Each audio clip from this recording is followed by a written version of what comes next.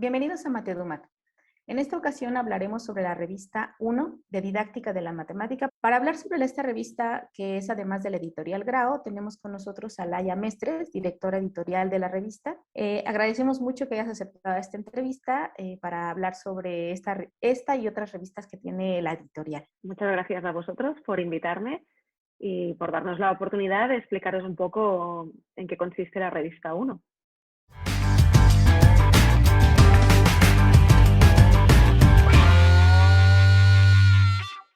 Bueno, lo primero sería platicar contigo sobre cómo surge esta revista, que es además, como ya he dicho, es de didáctica de la matemática. Mira, la revista se gestó en 1992 con la llegada de la LOCSE, que era un cambio legislativo que hubo en España y que promovía las didácticas específicas dentro del ámbito educativo. En Grao ya se hacían revistas generalistas de distintas tipologías, primaria, secundaria, infantil, y entonces vio la oportunidad de abordar las didácticas específicas, las materias más concretas. Entonces, durante un año, una serie de personas que son históricas en la editorial, que han trabajado durante mucho tiempo con nosotros, Jesús María Goñi, Claudia Alsina, Joaquín Jiménez, que son expertos en didáctica de la matemática, ellos se encargaron de elaborar un poco la línea a seguir para crear esta nueva revista. A partir de aquí se generaron una serie de equipos para trabajar en ella. Estos equipos tenían una voluntad híbrida, es decir, se buscaba personas que estuviesen en el ámbito universitario vinculadas a la investigación y también se buscaba personas que estuviesen más en la parte más práctica, en centros de formación, en escuelas, en institutos, en todos los espacios más prácticos. Y a partir de esta hibridación se configuraron los equipos.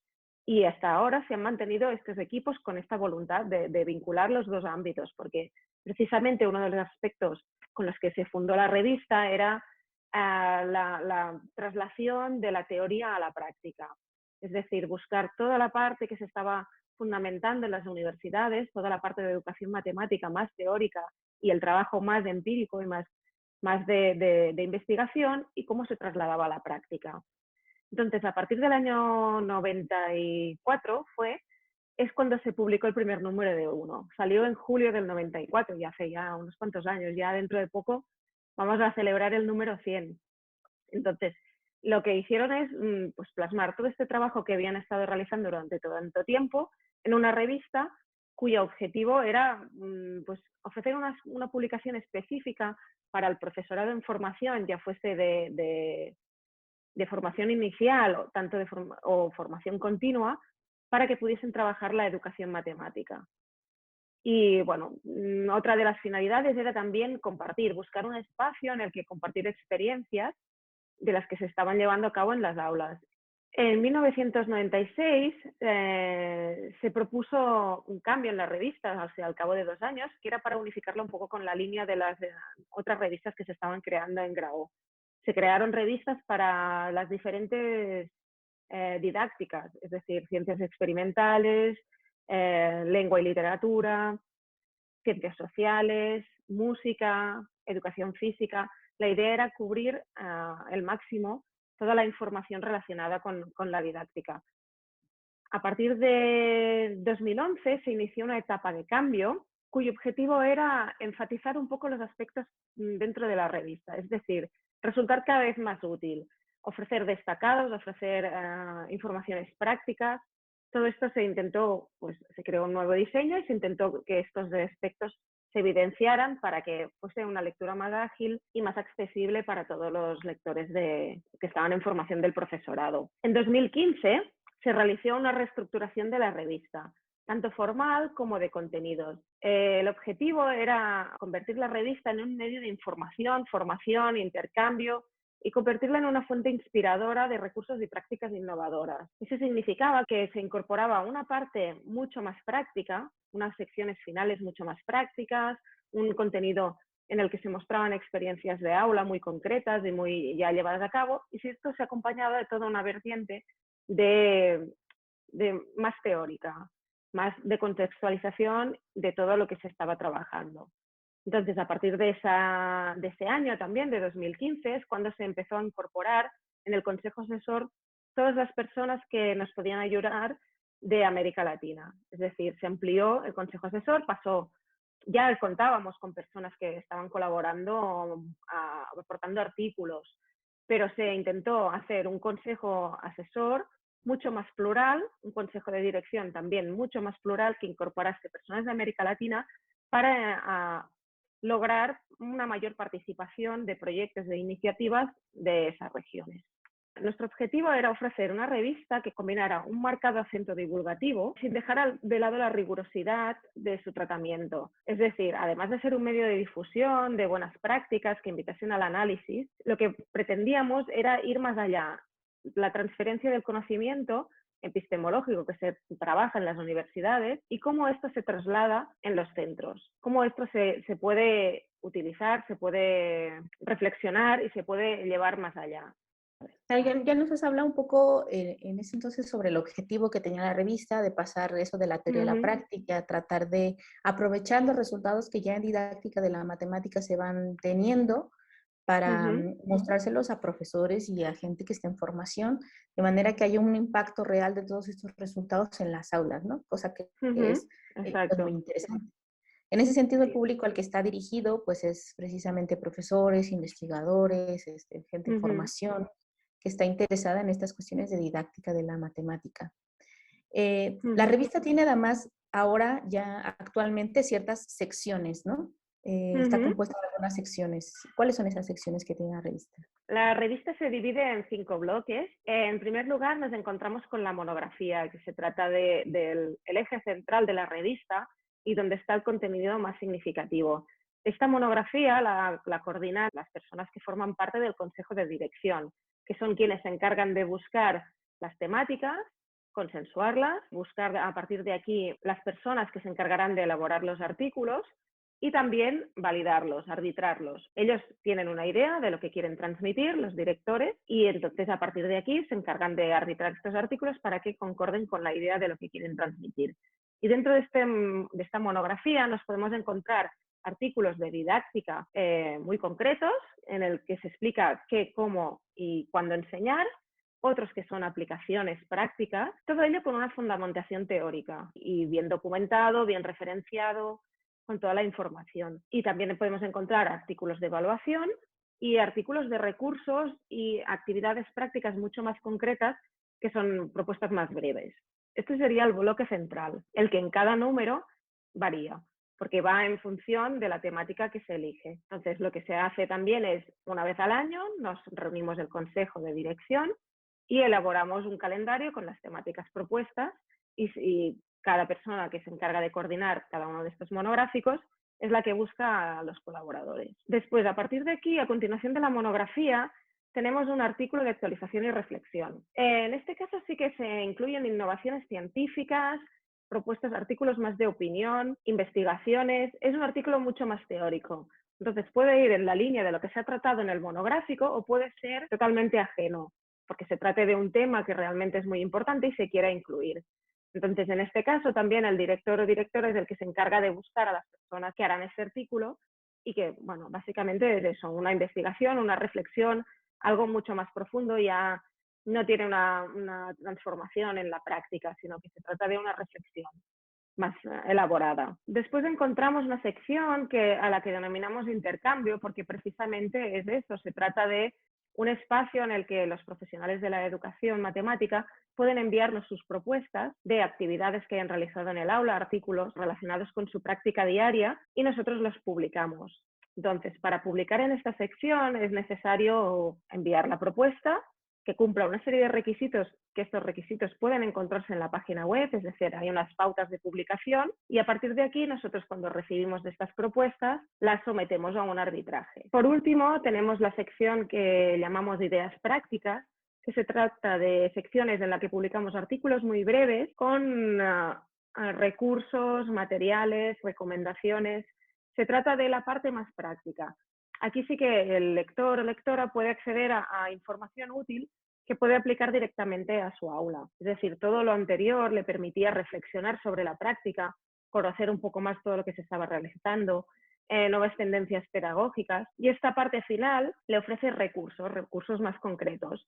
materiales a examen, una sección que precisamente es de recursos, luego una sección en contexto, que son simplemente 2 páginas en la que se pone en contexto una situación de aula y se ofrecen unas pautas de cómo se ha llevado a cabo. Y la finalidad de esta sección es eso, es mostrar una serie de artículos muy breves que resulten muy útiles y muy prácticos para el día a día del profesorado. Sí, como nos has mencionado, creo que es una revista muy propicia para quienes son profesores, quizá su labor principal es la de ser profesor y que han tenido eso, reflexiones profundas sobre lo que están haciendo y les gustaría compartir esas cuestiones, ¿no? Cosa que es muy interesante porque generalmente las revistas a las que normalmente tenemos acceso desde la disciplina de la didáctica de la matemática son revistas de investigación con secciones muy pequeñitas, muy breves, dedicadas a cuestiones prácticas y en este caso es al revés. Hay una fuerte tendencia a las cuestiones prácticas y en ese sentido pues es un acceso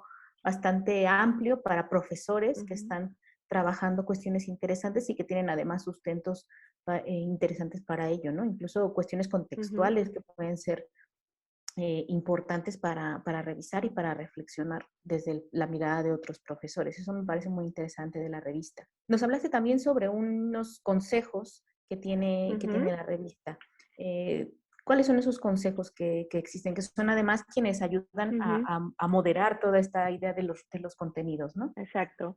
Nosotros, la revista está formada por 3 consejos y sus responsabilidades van de más a menos. Es decir, en primer lugar tenemos el consejo de dirección, que son las personas que nos ayudan a configurar los monográficos, los que tienen realmente un papel muy relevante en la revista, porque eligen las temáticas, eligen a las personas que participarán en los monográficos, proponen los calendarios, también inciden en los otros miembros, es decir, entre todos se eligen quién formará parte del consejo asesor, del consejo editorial, son quienes eligen también quién se encargará de las secciones más pequeñas. Es decir, ellos llevan el peso realmente de la revista, sobre todo de la parte del contenido, de la innovación y de toda la parte más metodológica. Nosotros desde la editorial llevamos la parte más práctica, es decir, mi dirección editorial consiste precisamente en dar apoyo al consejo de dirección en toda la parte más práctica, en la elaboración de los materiales, en todas las pautas, la edición, todos estos aspectos. Pero el consejo de dirección es quien se encarga realmente de elaborar todo este contenido de calidad. Después tenemos el consejo editorial, que es el segundo en responsabilidad, que se encarga de arbitrar los artículos espontáneos. Básicamente esa es su función. Tiene otras funciones, ¿no? Como la difusión o buscar buenas experiencias, estar al día de la innovación, ¿no? Y pasarnos a nosotros toda esta información. Pero su misión principal es arbitrar los artículos espontáneos que nos llegan. Por último, contamos con el consejo asesor, cuya misión es básicamente dar apoyo al resto de consejos. Se trata de personas que históricamente han estado muy vinculadas a la revista 1, que la mayoría pues, ya están jubiladas, pero que tienen un bagaje y un nivel de experiencia muy elevado. Entonces, su nivel de conocimientos de la revista, de toda la educación matemática es altísimo. Y entonces, pues, nosotros aprovechamos su nivel de expertez para que nos asesoren, para solicitarles colaboraciones puntuales, para que nos sugieran nombres de personas que puedan participar. Y básicamente esa es su misión. No les pedimos una colaboración continua como al resto de consejos, que sí que tienen un trabajo mucho más activo, pero básicamente están ahí para darnos apoyo en todo lo que nosotros podamos necesitar. Estos artículos, tanto las cuestiones monográficas que ya son como gestionadas por un cierto comité, como los otros, pasan por un proceso de arbitraje dentro de la revista. Sí, así es. Tenemos 2 tipos de arbitraje. Por un lado, los monográficos, al haber una persona que los coordina, que es el director de la revista en ese momento, es quien coordina, pues él es el que se encarga de hacer el arbitraje de los artículos que ha solicitado. Son artículos ya muy específicos, de una temática muy concreta que él ha solicitado a unas personas y al cual les ha dado ya unas indicaciones más concretas. Entonces, cuando los recibe, se encarga de arbitrarlos y de validar que realmente han cumplido esas condiciones y en el caso de que no sea así, pues entonces proponer cambios, modificaciones y un trabajo posterior. Dentro de este ámbito también hay personas, hay directores, han realizado un doble arbitraje. Es decir, además de su valoración propia, han contado con personas externas a la editorial y a la revista para que hagan una doble evaluación del artículo. Y de esta forma se proponen mejoras desde dos perspectivas. Eso se ha hecho también en las monografías. No es muy habitual, pero bueno, hay personas que sí que lo han hecho así y bueno, es una forma de que el autor que ha participado en ese monográfico realmente obtenga una validación de su trabajo mucho más exhaustiva. Luego, en cuanto a los artículos que nos llegan espontáneamente, aquí se realizan dos validaciones. Por un lado, cuando nosotros los recibimos, desde la dirección editorial se hace un arbitraje para valorar los aspectos más formales, es decir, si se cumplen las pautas básicas de la publicación, que incluyan resumen, que incluyan palabras clave, que el artículo tenga fundamentación teórica, que incluya una parte práctica, que se incluya una evaluación, conclusiones, referencias bibliográficas, es decir, un poco los aspectos más formales, que tenga pues lo que nosotros realmente estamos buscando. Una vez ha pasado esta valoración, si no la pasa, lo que hacemos es contactar con el autor y decirle, mira, los aspectos formales son estos y si quieres rehacer el artículo para que pase al siguiente nivel de valoración, pues puedes hacerlo. Y una vez tenemos el artículo ya con todos los aspectos formales concluidos, lo enviamos al comité editorial, que es este grupo que te comentaba antes, que se encargan de hacer la validación mucho más de contenido. Ellos tienen unas pautas también que han sido elaboradas por el Consejo de Dirección junto con los asesores y junto con la editorial, porque se trata de unas pautas con una serie de criterios establecidos. Normalmente les damos de plazo, a ellos les damos un plazo relativamente reducido, de 1 o 2 meses, porque a los autores les decimos que les vamos a dar la respuesta antes de medio año. Intentamos ser mucho más rápidos en eso, porque precisamente lo que nosotros nos interesa es publicar propuestas en la sección de intercambio, es decir, tener cierta agilidad publicando propuestas. Entonces intentamos ser bastante rápidos. Pero bueno, ellos tienen un margen de tiempo suficiente para validar estos artículos y hacernos llegar a nosotros un informe en el que se indica si son necesarios cambios o no, o ya puede ser aceptado tal y como está. Normalmente es eso, se incluyen cambios menores o cambios mayores. A ver, lo normal es que haya cambios menores, porque siempre hay algún aspecto que puede mejorarse o algún, ya sea a nivel de redacción o a nivel de contenido, ¿no?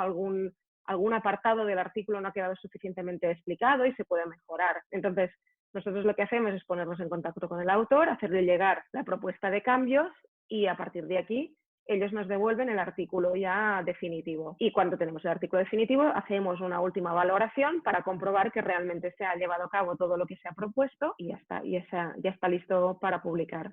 De acuerdo, esta parte puede ser muy interesante también para gente, por ejemplo, en México, la gente que está haciendo un posgrado profesionalizante, una maestría, un doctorado, muchas veces requiere de artículos publicados para graduarse. Y en ese sentido puede ser interesante también acceder a uno porque tiene, ese es su objetivo, publicar cuestiones que sean aplicables directamente al aula de profesores y profesoras que están trabajando en esto. Y además, como dices, el tiempo puede ser también un factor que ayude, ¿no?, a la publicación en este tipo de revistas y que también les ayude a ellos pues, a graduarse de esos programas. Otro de los aspectos que se piden en ese tipo de programas es saber, por ejemplo, si estas revistas están indizadas. ¿Uno pertenece a ciertos índices? Sí, actualmente la revista está indexada en Latindex, está en Dialnet, que es una base de datos española, pero que incluye revistas de todo el mundo.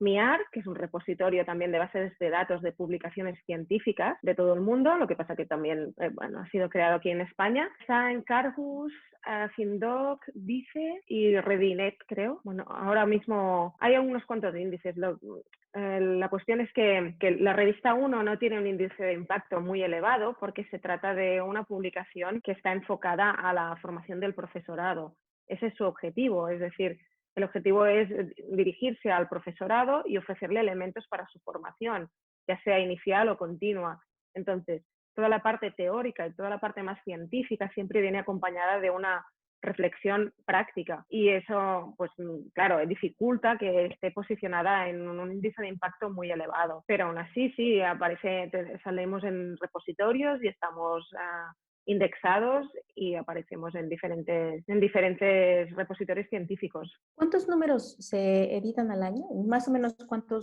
cuántos artículos, digamos, que salen en cada número, quizá quitando la parte del monográfico, que eso es algo que ya Ujú. se gestiona aparte porque además son por invitación, pero los demás más o menos cuántos artículos salen en cada número. Sí, publicamos, actualmente son 4 números al año. Salimos en enero, en abril, en julio y en octubre. Y artículos espontáneos solemos publicar unos 3 por cada revista, más o menos. Luego están todos los artículos del monográfico y la parte final, que es de ideas prácticas, a la cual también se puede aplicar de forma voluntaria.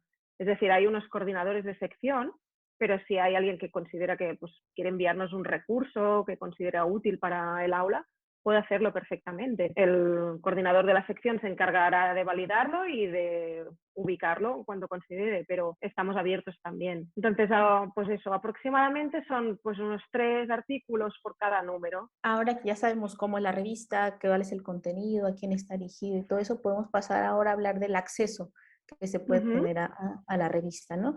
Como decíamos, ujú, la revista pertenece a la editorial Grao, es ujú, parte de un cúmulo de revistas que se tienen a ese respecto, de didáctica de la matemática y de didácticas específicas, y está dentro de esta editorial. Es además de pago, ¿no? ¿Cómo se puede tener acceso a la revista Uno? Dentro de la versión digital, tanto la versión digital como en papel, pues hay publicados los mismos contenidos, pero en la versión digital hay una serie de artículos que están en abierto. Es decir, cualquier persona puede acceder a ellos previo registro gratuito en nuestra web. Se le tiene que introducir el correo electrónico para poder acceder a los artículos. Entonces, en cada número vamos abriendo unos cuantos de esos artículos. Normalmente los de la monografía son, como son los artículos más potentes, los más interesantes, los que realmente centran el núcleo de la revista, esos sí que son de pago, pero nos encontramos con muchas propuestas muy interesantes que de vez en cuando vamos abriendo.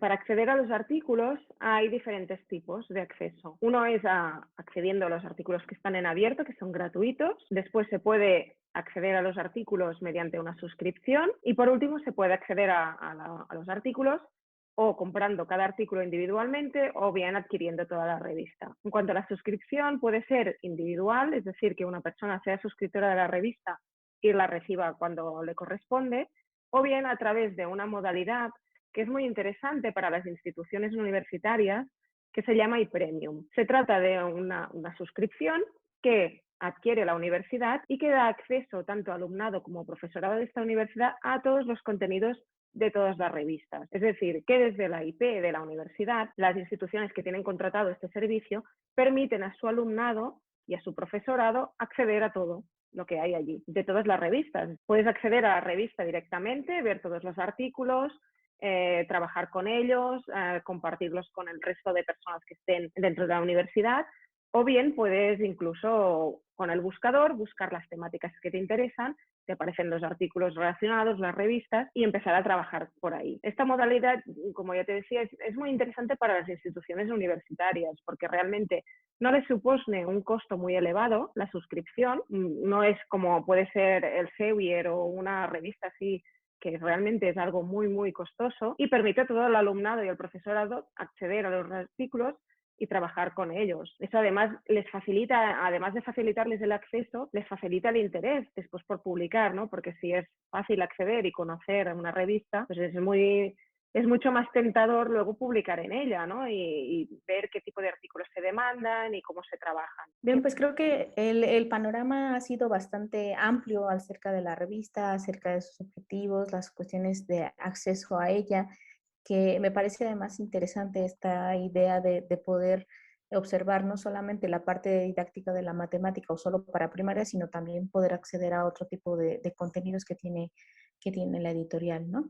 Y en esta ocasión, además, siendo Grao patrocinador oficial del segundo encuentro virtual que organiza Matedumat, ha decidido regalarle además a las personas que estén viendo este vídeo y que puedan acceder a la liga que está abajo, van a poder tener también un número gratuito por el registro que hagan en la página web. Ese es un regalo que Grao nos ofrece a los suscriptores de Matedumat. Así que bueno, Laia, te doy las gracias. No sé si quieras agregar algo más acerca de la revista o acerca de la publicación. No, simplemente me gustaría animar a todas las personas que ven este canal a enviarnos sus propuestas. Nosotros estamos abiertos, solo tienen que dirigirse a la página de Grao.